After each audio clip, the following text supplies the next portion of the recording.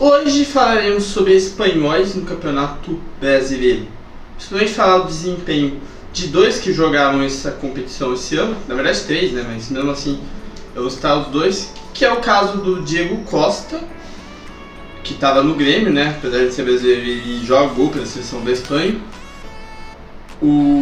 Depois eu vou falar um pouco talvez sobre o Héctor Hernández, que jogou no Corinthians, e talvez sobre o Hugo Malo, né?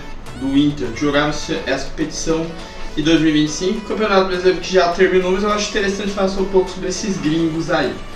Ainda bem. O Diego Costa, ele jogou esse campeonato pelo Grêmio, onde ele marcou um gol, né? Ele fez algumas partidas aí, ele chegou a ser titular no começo, depois ele se lesionou, aí depois ele perdeu espaço pro Braithwaite, mas ele fez uns golzinhos aí na temporada.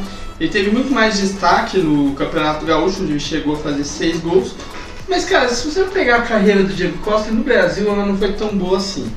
Eu gostei muito dele na Europa, né, onde ele jogou não só pelo Atlético de Madrid, como também pelo Chelsea. Ele teve alguns empréstimos aí, enfim. Mas aí, quando ele teve a oportunidade de ficar entre Brasil e Espanha, ele escolheu a Espanha, onde ele jogou a Copa de 2014. Apesar de ter feito alguns gols, ele não fez uma boa Copa. A Espanha foi eliminada na primeira fase.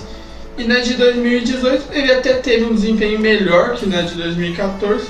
Também chegou a marcar gol, mas caiu para a Rússia, que caiu, né, nos pênaltis inclusive. Porém, esse desempenho do Diego Costa, apesar de pífio, ele existe sim para você dar uma importância, que ele jogou para a seleção da Espanha. Ele chegou a marcar gol na Copa do Mundo, então ele tem até um certo prestígio pelo futebol espanhol. Então, assim, o Diego Costa ele representa bem isso daí. E no Grêmio, falou, ele poderia até ter tido um momento melhor, o começo dele foi muito bom, porém a questão de lesão, não voltar tão forte, o Grêmio também ter feito uma temporada pífia, perder espaço no Braithwaite, fez ele não ter aquele destaque talvez que os espanhóis mereciam, assim, mas que deve sim ser falado porque ele jogou bem. Agora sobre o Héctor Hernández, o Héctor Hernández ele é uma aposta do Corinthians, ele ainda vai ficar para a próxima temporada. Ele infelizmente se lesionou, né? Então ele não conseguiu contribuir da forma que talvez o Corinthians queria que ele contribuísse. Chegou a jogar várias partidas, mas não marcou nenhum gol e tal. E que vem de uma temporada junto do Hugo Souza, né, goleiro do Corinthians, do Deportivo Chaves, né, que acabou caindo, mas ele teve uma boa impressão lá, marcou muitos gols e tal, só que ele é um jogador de certa idade e ele vem de de times da segunda divisão da Espanha. Acho que ele chegou a jogar no Lugo, inclusive, que é um clube que eu conheço, mas ele no meio não teve lá um bom desempenho. E o Hugo Malo, que já saiu, né? Ele que veio do Sevilla. Ele veio do Celta de Vigo, o Malo. Mas mesmo assim, fez alguns jogos aqui pelo Campeonato Brasileiro, não só do ano passado, como desse ano. No passado ele até foi bem, o Inter, que não se classificou para a Sul-Americana.